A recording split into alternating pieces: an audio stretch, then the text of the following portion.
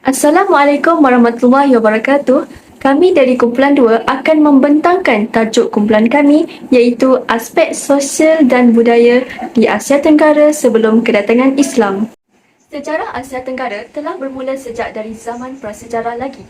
Sebelum kedatangan Islam, telah wujudnya beberapa buah kerajaan tempatan yang pada keseluruhannya dipengaruhi oleh fahaman keagamaan dan juga kebudayaan India.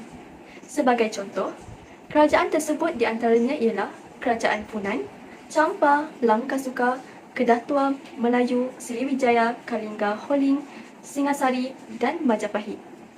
Wujudnya perbezaan sosial apabila dihubungkan dengan faktor ekonomi, kuasa dan juga status. Jelas kelihatan bahawa kerajaan-kerajaan tempatan di Asia Tenggara, khususnya di Semenanjung Tanah Melayu, bukan sahaja dipengaruhi oleh struktur dan amalan-amalan agama Hindu dan juga Buddha. Bahkan, kehidupan sosial dan kebudayaan tempatan turut dipengaruhi dengan pengaruh orang India. Pengaruh sosial dan kebudayaan dari luar telah memberi kesan yang mendalam di Asia Tenggara pada ketika itu. Di dalam aspek sosial, sistem kasta merupakan salah satu pengaruh yang dibawa di Asia Tenggara sebelum kedatangan Islam. Sistem kasta ni terbahagi kepada dua, iaitu golongan atasan dan golongan bawahan. Jadinya golongan atasan ni terbahagi kepada tiga, iaitu Brahmin, Kshatriya dan Vaishya. Okay, untuk Brahmin, Brahmin merupakan golongan yang tertinggi dalam sistem sosial.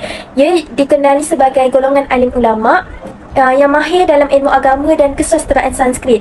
Golongan raja menyanjungi golongan Brahmin sehingga diangkat sebagai penasihat raja dalam urusan pentadbiran. Untuk yang kedua, Kshatriya. Golongan Kshatriya ni merupakan golongan pemerintah, pentadbir dan golongan tentera. Okay, jadinya agama Hindu telah tersebar di Asia Tenggara melalui penaklukan oleh pahlawan India. Penaklukan yang dilakukan ke atas pertempatan awal di Asia Tenggara dengan cara mendesak penduduk Asia, penduduk tempatan untuk mengikuti kebudayaan yang dibawa dari India ke Asia Tenggara. Contohnya, boleh dilihat di Jawa, Kemboja dan Kedah Tua.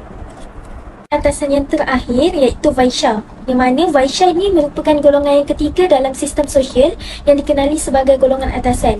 Ia dikenali juga sebagai golongan pedagang yang dianggap sebagai perintis. Mereka bersepakat untuk memilih Asia Tenggara kerana terkenal dengan nama Golden Khashones, Semenanjung Emas, Suvarna Bumi, Bumi Emas dan Sivarnavibha, Pulau atas Semenanjung Emas. Perkembangan bahasa dan karya kesusastraan. Aspek ini dapat dilihat apabila kedatangan pengaruh Hindu ke Asia Tenggara telah memperkenalkan dan mendaulatkan bahasa Sanskrit sebagai bahasa pengucapan bagi golongan elit dan golongan intelektual. Buktinya dapat dilihat di seluruh Asia Tenggara seperti Kemboja, Champa, Negeri Thai, Semenanjung Tanah Melayu dan Jawa. Hal ini juga boleh dikesan dalam urusan pentadbiran, kitab-kitab agama dan hikayat. Kemasukan bahasa Sanskrit sebagai asimilasi di samping memperkaya bahasa pribumi seperti bahasa Jawa kuno yang dijadikan sebagai bahasa rasmi di Jawa. Namun, penggunaan bahasa Sanskrit terhad kepada golongan istana dan golongan intelektual sahaja. Ianya tidak difokuskan kepada golongan bawahan. Seterusnya, khazanah kebudayaan Asia Tenggara lebih diminati dari falsafah agamanya sehingga falsafah itu diabaikan dan diubah suai menjadi seni. Contohnya, pelbagai adat kebudayaan yang telah meresapi kepada masyarakat di Asia Tenggara yang menganut agama Hindu. Antara hukum adat berkaitan wanita yang pertama, adat kemuliaan wanita dalam agama Hindu, yang mana bapa pengantin perempuan yang mengahwinkan anak perempuan mereka tidak berhak menerima harta pengantin lelaki. Sekiranya bapa pengantin perempuan menerima harta pengantin lelaki, jelas menunjukkan bahawa bapa pengantin perempuan itu telah menjual anak perempuannya.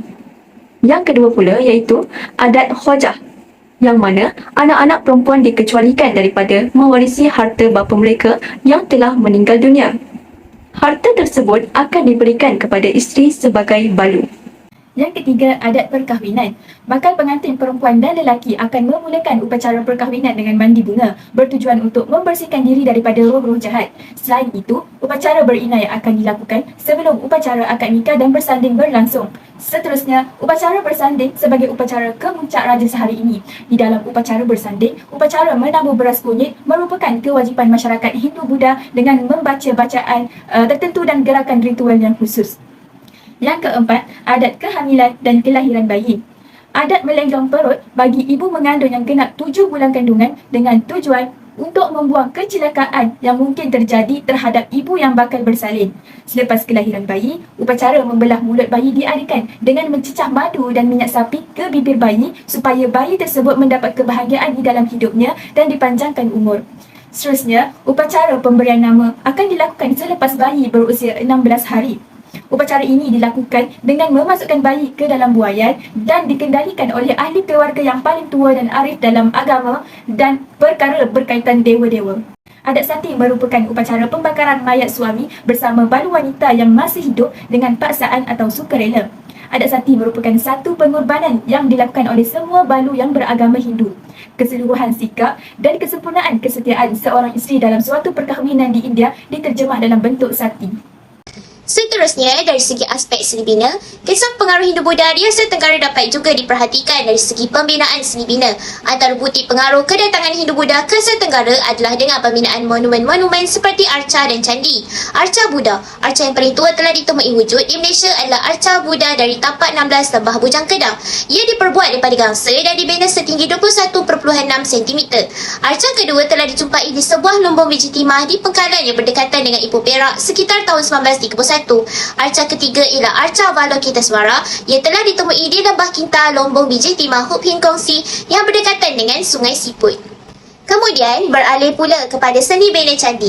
Candi Borobudur ia telah dibina pada abad ke-9 dan terletak di Magelang, Jawa. Yang kedua, Candi Angkor Wat. Ia mula dijumpai pada sekitar tahun 1880-an di bahagian utara Kemboja. Yang ketiga, Candi Lembah Bujang. Candi Bukit Batu Pahat merupakan sebuah candi induk di Lembah Bujang. Seterusnya, dari segi seni ukiran kayu. Ukiran kayu merupakan salah satu seni tradisi Melayu yang memerlukan seseorang pengukir mencorakkan sesuatu motif atau bentuk pada bongkah atau papan. Kebanyakan seni ukiran dipengaruhi oleh kepercayaan Hindu-Buddha ketika sebelum kedatangan Islam pada abad ke-13.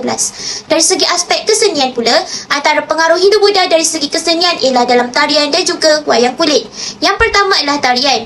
Kebanyakan tarian dipersembahkan dalam perayaan dan ritual-ritual. Bukan itu saja, tarian tersebut merupakan simbolik kepada agama dan pengaruh kemasukan Hindu-Buddha ke dalam masyarakat di Asia Tenggara, seperti tarian katak dan tarian klasik Bharatanatyam. Kedua adalah wayang kulit. Kebanyakan pandangan berpendapat bahawa wayang kulit telah mula wujud di Indonesia sejak beberapa kurun dan ia juga seiring dengan proses penyebaran agama Hindu. Wayang kulit merupakan sejenis teater tradisional yang berasaskan kepada prinsip cahaya dan bayang. Kesimpulannya, kelaslah menunjukkan bahawa perkembangan dalam aspek sosial dan budaya di Asia Tenggara sebelum kedatangan Islam dipengaruhi oleh pengaruh Hindu-Buddha. Agama Buddha tersebar ke Asia Tenggara terbahagi kepada dua fahaman iaitu Buddha Theravada dan Buddha Hinayana. Penyebaran agama Buddha ini telah mendapat tempat di Asia Tenggara khususnya di tanah besar Asia Tenggara berbanding agama Hindu. Agama Hindu lebih kepada golongan bangsawan dan raja-raja dan telah wujud konsep kasta dan perbezaan taraf. Agama Buddha fahaman Theravada telah tersebar ke sebelah timur Asia Tenggara dan negara yang paling kuat menerima pengaruh ini ialah Thailand, Myanmar, Kampuchea dan Laos. Itu sahaja dari kumpulan 2. Sekian, terima kasih.